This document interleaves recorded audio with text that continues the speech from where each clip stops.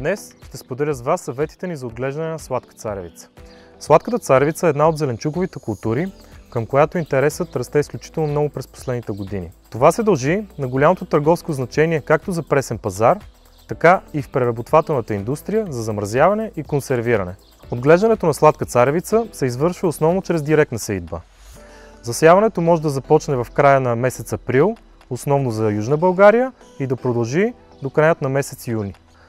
Важно условие за успешно засяване на сладка царевица е температурата на почвата да е над 12 градуса.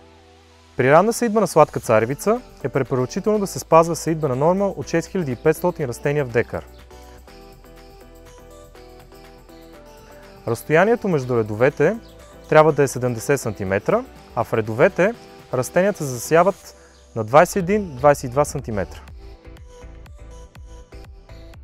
В късното производство е препоръчително да се прилага по-ниска сеитбена норма от 6000 растения в декар.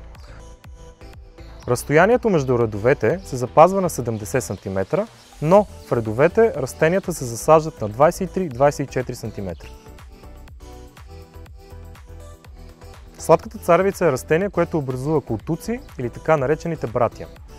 Отстраняването на братията води до по-пълноценно изхранване на кочаните на централното стъбло и до по-висок процент качествена продукция. При отглеждане на сладка царевица на по-големи площи, отстраняването на братията е по-трудоемко и за да се намали братенето, се прилага по-висока сеитбена норма. Важна част от технологията за отглеждане на сладка царевица е правилното торене.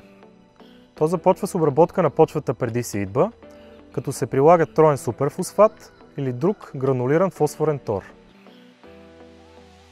При поникване на семената започва приложение с бързо разтворим фосфорен тор. На 5-6 лист се прилага урея 4-5 кг на декар или 5-6 кг на декар амониева селитра.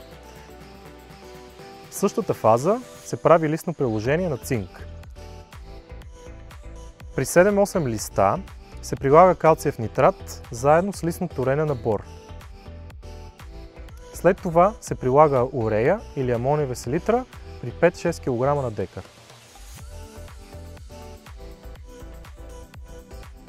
Когато женските съцветия тип коса започнат да се показват, задължително се прави листно приложение на бор, както и поливане с калциев нитрат.